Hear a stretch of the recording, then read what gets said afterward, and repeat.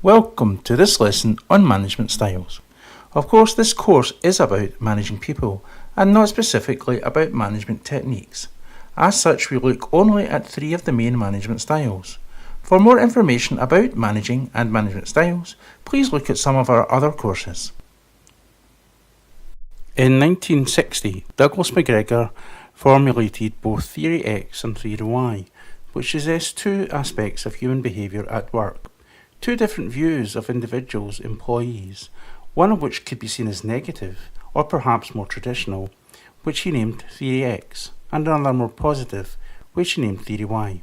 We will now look at both in turn. In terms of Theory X, McGregor believed that the average employee did not like to work and tried to avoid or escape work whenever possible. The employee does not want to work. He really is there only for the money in order to survive. If you believe this, as people working towards Theory X would, it follows that the employee would not have to be persuaded, cajoled, compelled, or disciplined so that they would achieve the organisation's goals and that the person would be productive. To follow that through one more time, it would mean that you would require supervision and management on the part of managers, and that they would have to be observing the workers regularly.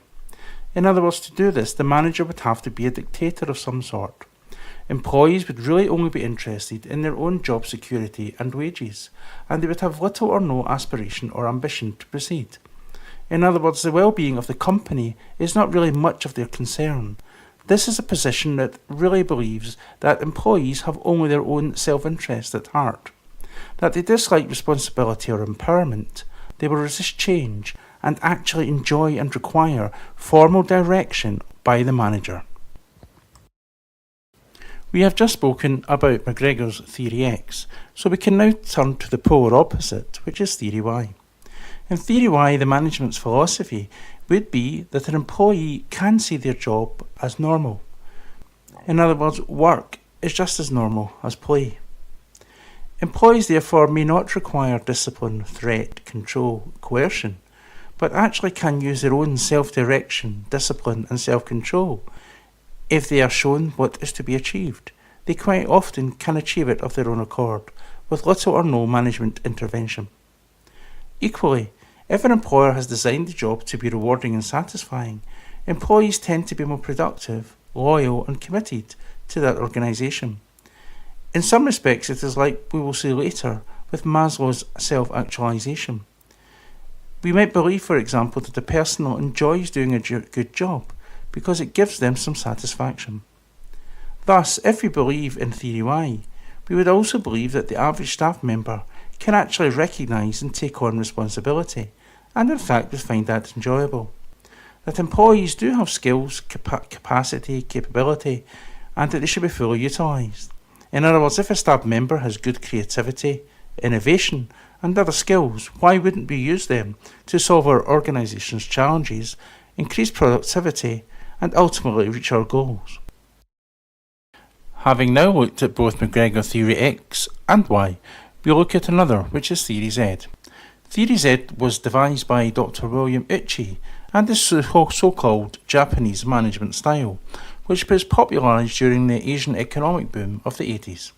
It fits very well with the prevailing Unitarism of the 80s and is associated with the total quality management movement. We shall see later that sometimes it is termed the Japanese management style, but it has very strong links to the Industrial Revolution in the UK and the model villages developed by such as Boots, Bourneville and Owen at Muirlanark in Scotland.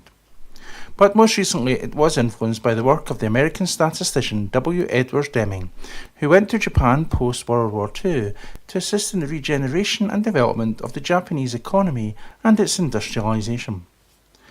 Theory Z focuses on increasing employee loyalty to the company by providing stability, a job for life, and well-being of the employee both at work and out of work. Theory Z therefore promotes stable employment leading to high productivity, in morale and satisfaction in the workforce. It is very Japanese in the extent that it promotes a circle of harmony, which influences Japanese society, which always works in teams and attempts to come to a solution jointly. This also involved techniques such as quality circles, which were exported to the United States to some limited degree of success. To conclude, Theory Z is a management style focusing on the corporate culture, long-range staff development, and joint decision-making. It results in lower turnover, increased commitment to the company, and dramatically higher productivity.